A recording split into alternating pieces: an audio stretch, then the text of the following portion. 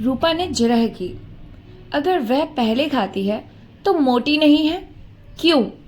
ठाकुर क्यों मोटे हैं? अगर ठकुराइन उन पर गिर पड़े तो ठकुराइन के तो हड्डियां टूट जाएं। सोना ने प्रतिवाद किया। तू समझती है अच्छा खाने से लोग मोटे हो जाते हैं? अच्छा खाने से लोग बलवान होते हैं, मोटे नहीं। मोटे होते हैं घास पात खाने से। तो ठकुराइन ठाकुर से बलवान है। और क्या, अभी उस दिन दोनों में लड़ाई हुई तो ठकुराइन ने ठाकुर को ऐसा ढकेला कि उनके घुटने फूट गए। तो तू भी पहले आप खाकर तब जीजा जी को खिलाएगी।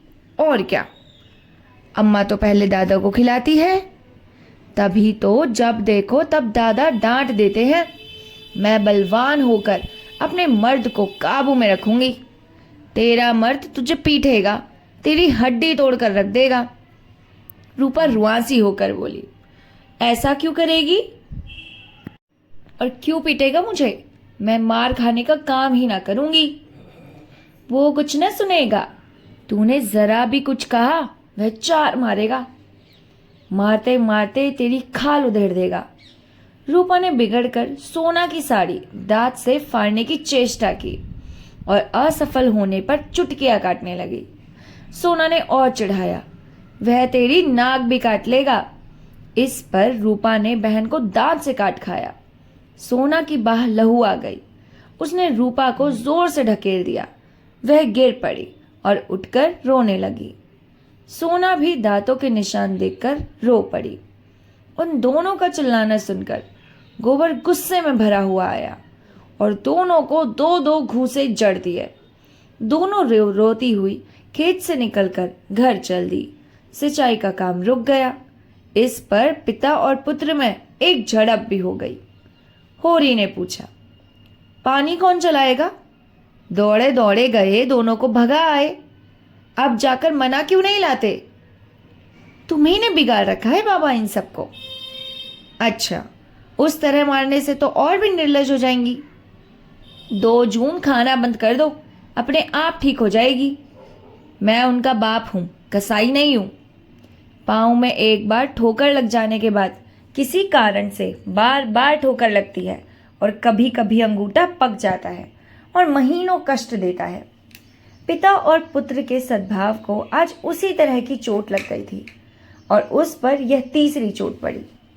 गोबर ने जाकर झुनिया को खेत में पानी देने के लिए साथ लिया। झुनिया बच्चे को लेकर खेत में गई।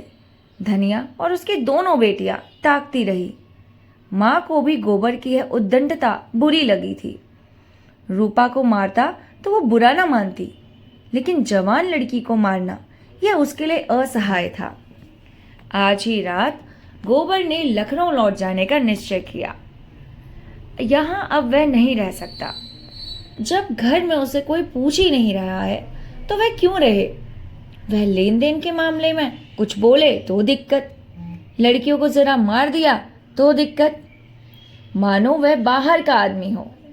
तो इस सराय में वो न रहेगा।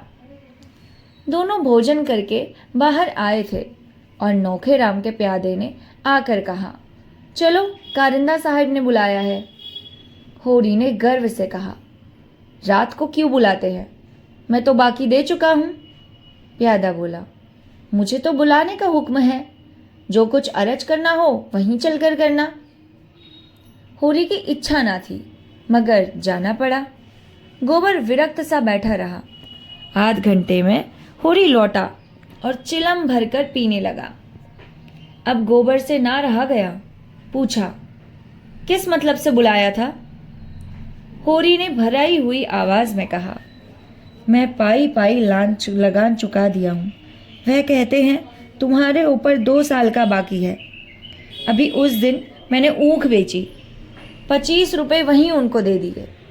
आज वह 2 साल का बाकी निकालते हैं। मैंने तो कह दिया मैं एक धेला ना दूंगा। गोबर ने पूछा, रसीद तो होगी? रसीद देते ही कहाँ है? तुम बिना रसीद लिए रुपए देते ही क्यों हो? मैं क्या जानता था वह लोग बेईमानी करेंगे। यह सब तुम्हारी करनी का फल है। तुमने रात को उनकी हंसी उड़ाई, यह उसी का दंड है। पानी में रहकर मगर से बैर नहीं किया जाता। सूद लगाकर 70 रुपए बाकी निकाल दिए, ये किसके घर से आएंगे?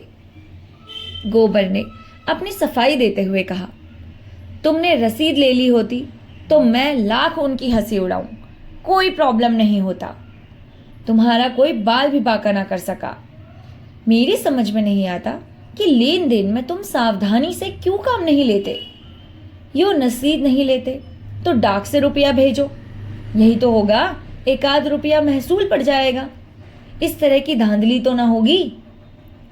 अरे तूने ये आग न लगाई होती तो कुछ ना होता। अब तो सभी मुखिया बिगड़े हुए हैं, बेदखली की धमकी दे रहे हैं। देव जाने कैसे बेड़ा पार लगेगा। मैं जाकर उनसे पूछता हूं। तुम जाकर और आग लगा दोगे? अगर आग लगानी पड़ेगी तो आग भी लगा दूंगा। वह दे बेदखली करते हैं तो करे। मैं उनके हाथ में गंगा जल रखकर अदालत में कसम खिलाऊंगा। तुम दुम दबाकर बैठे रहो, मैं इसके पीछे जान लड़ा दूंगा। मैं किसी का एक पैसा दबाना नहीं चाहता, न अपना एक पैसा खोना चाहता हूं। वह उसी वक्त उठा, नौखेराम की चौपाल में जा पहुंचा। देखा तो सभी मुखिया लोगों का कैबिनेट बैठा हुआ है। गोबर को देखकर सब के सब सतर्क हो गए। वातावरण में षड्यंत्र की सी कुंठा दौड़ गई। गोबर ने उत्तेजित कंठ से पूछा, यह क्या बात है कारिंदा साहब कि आपको दादा ने हाल तक का लगान चुकता कर दिया और आप अभी 2 साल का बाकी निकाल रहे हैं? ये कैसा गोलमाल है जो आप खेलने की सोच रहे हैं? नौखेराम ने मनसत पर लेटकर रौब दिखाते हुए कहा, जब तक हो रही है मैं तुमसे लेन देन की कोई बातचीत नहीं करना चाहता। गोबर ने आहत स्वर में कहा, तो मैं घर में कुछ नहीं हूं? तुम अपने घर में सब कुछ होंगे, यहां तो तुम कुछ नहीं हो। अच्छी बात है, अब बेदखली दायर कीजिए। मैं अदालत में तुमसे गंगा जली उठाकर रुपए दूंगा। इसी गांव में 100 शहादतें दिलाकर साबित कर दूंगा कि तुम रसीद नहीं देते। सीधे सीधे किसान हैं, कुछ बोलते नहीं तो तुमने समझ लिया कि सब काट के उल्लू हैं। राय साहब वहीं रहते हैं जहां मैं रहता हूं। गांव के सब लोग उन्हें हवा समझते होंगे, मैं नहीं समझता। रत्ती रत्ती हाल कहूंगा और देखूंगा तुम कैसे मुझसे दोबारा रुपए वसूल करते हो। उसकी वाणी में सत्य का बल था। डरपोक प्राणियों में भी सत्य की गूंगा हो जाता है। वही सीमेंट जो ईंट पर पत्थर चढ़कर हो जाती है, मिट्टी पर चढ़ा दिया जाए तो मिट्टी हो जाएगा। गोबर की निर्भीक स्पष्टवादिता ने उस अनीत के बख्तर को बेध डाला, जिससे सज्जित होकर नौखेराम की दुर्बल आत्मा अपने को शक्तिमान समझ रही थी। नौखेराम में जैसे कुछ याद करने का प्रयास करके कहा, तुम इतना गर्म क्यों हो रहे हो? इसी गंगा जल में यही तो प्रॉब्लम हो जाएगी। नौखेराम ने जैसे कुछ याद करने का प्रयास करके कहा, तुम इतना गर्म क्यों हो रहे हो? इसमें गर्म होने की कौन बात है? अगर होरी ने रुपए दिए हैं तो कहीं ना कहीं तो टाक गए होंगे। मैं कल कागज निकाल कर देखूंगा। अभी मुझे कुछ कुछ याद आ रहा है और शायद होरी ने रुपए दिए तो थे। तुम निशा खाते रहो। अगर रुपए यहाँ आ गए हैं तो कहीं नहीं जा सकते। तुम थोड़े से रुपए के लिए झूठ थोड़े ही बोलोगे और ना मैं ही इन रुपए से धनी हो जाऊंगा। गोबर ने चौपाल से आकर होरी को ऐसा लथाड़ा कि बेचारा स्वार्थ भीरू बूढ़ा रुआंसा सा हो गया। तुम तो बच्चों से भी गए बीते हो, जो बिल्ली की म्याऊं सुनकर चिल्ला उठते हैं। कहाँ कहाँ तुम्हारी रक्षा करता रहूं? मैं तुम्हें 70 रुपए दिए जाता हूं। दाता दीन ले तो देकर भरपाई लिखा लेना। उसके ऊपर तुमने 1 पैसा भी दिया तो फिर मुझसे 1 पैसा भी ना पाओगे। मैं परदेश में इसलिए नहीं पड़ा हूं कि तुम अपने को लुटवाते रहो, मैं कमा कर भरता रहूं। मैं कल चला जाऊंगा, लेकिन इतना कह देता हूं, किसी से 1 पैसा उधार मत लेना और किसी को कुछ दे मत देना। मंगरू, दुलारी, दाता दीन सभी एक से एक रुपया सैकड़ा रूप सूद कराना होगा। धनिया भी खाकर बाहर निकल आई। बोली, अभी क्यों जाते हो बेटा? 2-4 दिन रहकर ऊँख की बौनी करा लो, कुछ लेन देन का हिसाब भी ठीक कर लो तो जाना। गोबर ने शाम जमाते हुए कहा। अरे मेरा 2-3 रुपए का रोज घाटा हो रहा है, यह भी समझती हो? यहाँ मैं बहुत बहुत तो 4 आने की मजूरी ही करता हूँ। मैं झुनिया को भी लेते जाऊँगा, वहाँ मुझे खाने पीने की बड़ी तकलीफ होती है। धनिया ने डरते डरते कहा। जैसी तुम्हारी इच्छा, लेकिन वहाँ वह कैसे अकेले घर संभालेगी, कैसे बच्चे की देखभाल करेगी? अब बच्चों को देखूं कि अपना सुबीता देखूं? मुझसे चूल्हा नहीं फूका जाता। ले जाने को मैं नहीं रोकती, लेकिन परदेश में बाल बच्चों के साथ रहना, ना कोई आगे ना पीछे, सोचो कितना झंझट है। परदेश में संगी साथी निकल आते हैं। अम्मा यह तो स्वार्थ का है, जिसके साथ 4 पैसे गम खाओ वही अपना, खाली हाथ तो माँ बाप भी नहीं पूछते। धनिया कटाक्ष समझ गई और वह बोली, क्या करे बेटा, देखते हैं। उसके सर से पांव तक आग लग गई थी। माँ बाप को भी तुमने उन्हीं पैसों के यारों में समझ लिया। आंखों देख रहा हूं, नहीं देख रहे हो। माँ बाप का मन इतना निठुर नहीं होता। हाँ, लड़के अलबत्ता जहाँ 4 पैसे कमाने लगे कि माँ बाप से आंखें फेर ली। इसी गांव में 1-2 नहीं 10-20 परतोख दे दूं। माँ बाप करज कमाम लेते हैं, किसके लिए? लड़के लड़कियां ही के लिए तो, अपने भोग विलास के लिए लेते हैं। क्या जाने तुम किसके लिए करज लिया, मैंने तो 1 पैसा भी ना जाना कभी। अच्छा, बिना पाले ही इतने बड़े हो गए? पालने में तुम्हारा क्या लगा? जब तक बच्चा था दूध पिला दिया, फिर लावारिस की तरह छोड़ दिया। जो सबने खाया वही मैंने खाया। मेरे लिए दूध दही नहीं आता था, मक्खन नहीं बंधा था। और तुम भी चाहती हो और दादा भी चाहते हैं कि मैं सारा कर्ज चुकाऊं, लगान दूं, लड़कियों का ब्याह करूं। जैसे मेरी जिंदगी तुम्हारा देने भरने के लिए ही है। मेरे भी तो बाल बच्चे हैं, उन्हें ना देखूं? धनिया सन्नाटे में आ गई। एक ही क्षण में उसके जीवन का मृदु स्वप्न जैसे टूट गया। अब तक वह मन में प्रसन्न थी कि अब उसका दुख दरिद्र सब दूर हो जाएगा।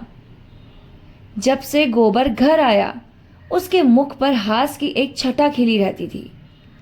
उसकी वाणी में मृदुता और व्यवहारों में उदारता आ गई थी।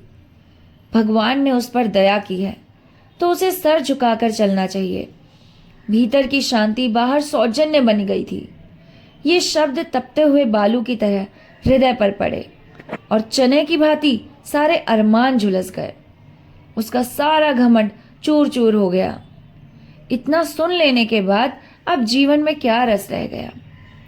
जिस नौका पर बैठकर इस जीवन सागर को पार करना चाहती थी वह टूट गई, तो सुख किसके लिए लिए? लेकिन नहीं, उसका गोबर इतना स्वार्थी नहीं है। उसने कभी माँ की बात का जवाब नहीं दिया, कभी किसी बात के लिए जिद नहीं की।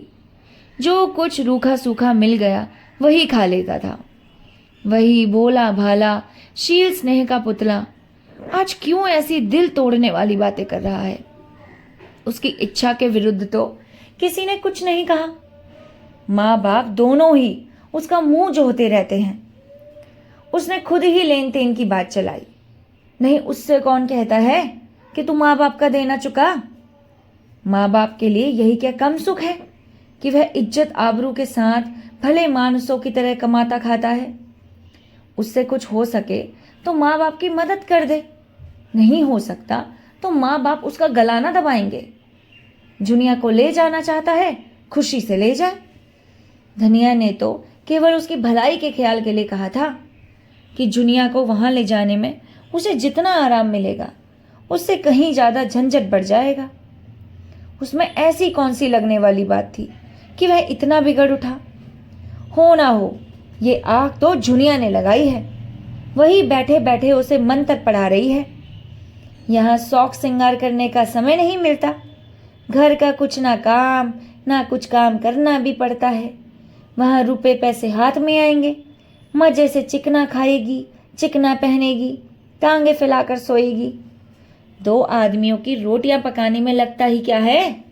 वहां तो पैसा चाहिए। सुना बाजार में पकी पकाई रोटियां मिल जाती है। सारा उपद्रव उसी ने खड़ा किया है। शहर में कुछ दिन रह भी चुकी है, वहां का दाना पानी मुंह लगा हुआ है। यहाँ कोई पूछता न था। ये भोंदू मिल गया, इसे फांस लिया। जब यहाँ 5 महीने का पेट लेकर आई थी तब कैसी म्याऊं म्याऊं करती थी।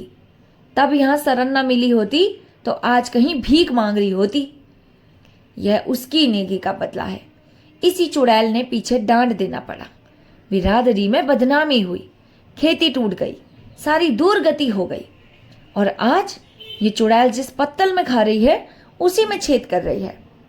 पैसे देखे तो आंख हो गई, तभी ऐंठी ऐंठी फिरती है। मिजाज नहीं मिलता। आज लड़का 4 पैसे कमाने लगा है ना, इतने दिनों बात नहीं पूछी तो सास का पांव दबाने के लिए तेल लिए दौड़ती थी। डाइन कहीं की इसके जीवन की निधि को उसके हाथ से छीन लेना चाहती है। दुखित स्वर में बोली, यह मंत्र तुम्हें कौन दे रहा है बेटा? तुम तो ऐसे ना थे। माँ बाप तुम्हारे ही हैं, बहनें तुम्हारी ही हैं, यह घर तुम्हारा ही है। यहाँ बाहर का कौन है? और हम क्या बहुत दिन बैठे रहेंगे? घर की मर्जाद बनाए रहोगे तो तुम्ही को सुख मिलेगा। आदमी घर वालों के लिए ही तो धन कमाता है, और किसके लिए? अपना पेट तो सुअर भी पाल लेता है। मैं न जानती थी जुनिया नागिन बसकर हम ही को डरेगी। गोबर ने तिनक कर कहा, अम्मा नादान नहीं हूं कि जुनिया मुझे मंत्र पढ़ाएगी। तुम उसे नाहक कोस रही हो। तुम्हारी गृहस्थी का सारा बोझ मैं नहीं उठा सकता। मुझसे जो कुछ हो सकेगा तुम्हारी मदद कर दूंगा, लेकिन अपने पाँव में बेड़ियां नहीं डाल सकता। जुनिया भी कोठरी से निकल कर बोली, अम्मा जुलाहे का गुस्सा डांडी पर ना उतारे। कोई बच्चा नहीं है कि उन्हें फोड़ लूंगी। अपना अपना भला बुरा सब समझते हैं। आदमी इसलिए नहीं जन्म लेता कि सारी उम्र तपस्या करता रहे और एक दिन खाली हाथ मर जाए। सब जिंदगी का सुख चाहते हैं। सबकी लालसा होती है कि हाथ में 4 पैसे हो। धनिया ने दांत पीस कर कहा, अच्छा जुनिया, बहुत क्या अन्ना बघार, अब तू भी अपना भला बुरा सोचने के योग हो गई है। जब यहाँ आकर मेरे पैर पर सर रखे रो रही थी तब अपना भला बुरा नहीं सूझा था। उस घड़ी हम भी भला बुरा सोचने लगते तो आज तेरा कहीं पता न होता। इसके बाद तो संग्राम छिड़ गया। ताने मोहने, गाली गलौज, थुक्का फजीहत, कोई बात ना बची। गोबर भी बीच बीच में डंक मारता जाता था। होरी बरोठे में बैठा सब कुछ सुन रहा था। सोना और रूपा आंगन में सर झुकाई खड़ी थी। दुलारी, पुनिया और कई स्त्रियां बीच बचाव करने आ पहुंची। गर्जन के बीच में कभी कभी बूंदें गिर जाती थी। दोनों ही अपने अपने भाग्य को रो रही थी।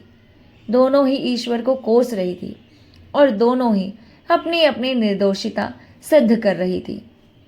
जुनिया गड़े मुर्दे उखाड़ रही थी। आज उसे हीरा और शोभा से विशेष सहानुभूति हो गई थी, जिन्हें धनिया ने कहीं का ना रखा था। धनिया की आज तक की किसी से ना पटी थी तो जुनिया से कैसे पट सकती है। धनिया अपनी सफाई देने की चेष्टा कर रही थी, लेकिन ना जाने क्या बात थी कि जनमत जुनिया की ओर था। शायद इसलिए कि जुनिया संयम हाथ से ना जाने देती थी और धनिया आपे से बाहर थी। शायद इसलिए कि जुनिया अब कमाऊ पुरुष की स्त्री थी और उसे प्रसन्न रखने में ज्यादा मसलहत थी। तब होरी ने आंगन में आकर कहा, मैं तेरे पैरों पड़ता हूं धनिया, चुप रह, मेरे मुंह में कालिक मत लगा। हाँ, अभी मन ना भरा हो तो और सुन। धनिया फुंकार मारकर उधर दौड़ उठी। तुम भी मोटी डाल पकड़ने चले? मैं ही दोषी हूं, वह तो मेरे ऊपर फूल बरसा रही है। संग्राम का क्षेत्र बदल गया। जो छोटों के मुंह लगे वह छोटा। धनिया किस तर्क से जुनिया को छोटा मान ले। होरी ने व्यंथित कंठ से कहा, अच्छा, मैं छोटी नहीं, बड़ी सही। जो आदमी नहीं रहना चाहता उसे क्या बांध कर रखेगी? माँ बाप का धर्म है लड़के को पाल पोस कर बड़ा कर देना। हम वह कर चुके। उनके हाथ पांव हो गए। अब तू क्या चाहती है? वो दाना चारा लाकर खिलाएंगे। माँ बाप का धर्म 16 आना लड़कों के साथ है। लड़कों का माँ बाप के साथ एक आना भी धर्म नहीं है। जो जाता है उसे आशीष देकर विदा कर दे। हमारा भगवान मालिक है। जो कुछ भोगना बदा है भोगेंगे। 40 सात 47 साल इसी तरह रोते धोते कट गए। 10-5 साल बचे हैं, वह भी यूं ही कट जाएंगे। उधर गोबर जाने की तैयारी कर रहा था। इस घर पर पानी भी अब उसके लिए हराम है। माता होकर जब उसे ऐसी ऐसी बातें कहें तो अब वह उसका मुंह भी ना देखेगा। देखते ही देखते उसका बिस्तर बंध गया। जुनिया ने भी चुंदरी पहन ली। मुन्नू भी टोप और फ्रॉक पहनकर आज राजा बाबू बन गया था। शहर जाने की पूरी तैयारी हो गई। होरी ने आर्द्र कंठ से कहा, बेटा, तुमसे कुछ कहने का मुंह तो नहीं है, लेकिन कलेजा नहीं मानता। क्या जरा जाकर अपनी अभागिन माता के पांव छू लोगे? कुछ बुरा तो नहीं होगा? होगा क्या? जिस माता की कोख से जन्म लिया, जिसका रक्त पीकर पले हो, उसके साथ इतना भी नहीं कर सकते? गोबर ने मुंह फेर कर कहा, मैं उसे अब अपनी माता नहीं समझता। होरी ने आंखों में आंसू लाकर कहा, जैसी तुम्हारी इच्छा, जहां रहो सुखी रहो। जुनिया ने सास के पास जाकर उसके चरणों का आंचल से छुआ। धनिया के मुंह से असीस का एक शब्द भी न निकला। उसने आंख उठाकर देखा भी नहीं। गोबर बालक को गोद में लिए आगे आगे था। जुनिया बिस्तर बगल में दबाए पीछे। एक चमार का लड़का संदूक लिए था। गांव के स्त्री पुरुष गोबर को पहुंचाने गांव के बाहर तक आए हुए थे। और धनिया, वो बेचारी तो बैठी हुई रो रही थी, जैसे कोई उसके हृदय को और से चीर रहा हो। उसका मातृत्व उस घर के समान हो रहा था जिसमें आग लग गई हो और सब कुछ भस्म हो गया हो। बैठकर रोने के लिए स्थान भी ना बचा हो। पार्ट 25 का ये पार्ट यहीं पर ख़त्म होता है। मिलते हैं पार्ट 26 के साथ। तब तक के लिए आप हमारी वीडियोस को लाइक, शेयर और सब्सक्राइब हमारे चैनल को ज़रूर कीजिए। अगर आपको किसी और तरह की स्टोरीज पसंद है तो आप हमें वो भी बता सकते हैं। हमारी हिंदी संस्कृति को आगे बढ़ाने का यह जो बेड़ा मैंने उठाया हुआ है, इसे पीछे ना हटने दीजिएगा। Thank you so much.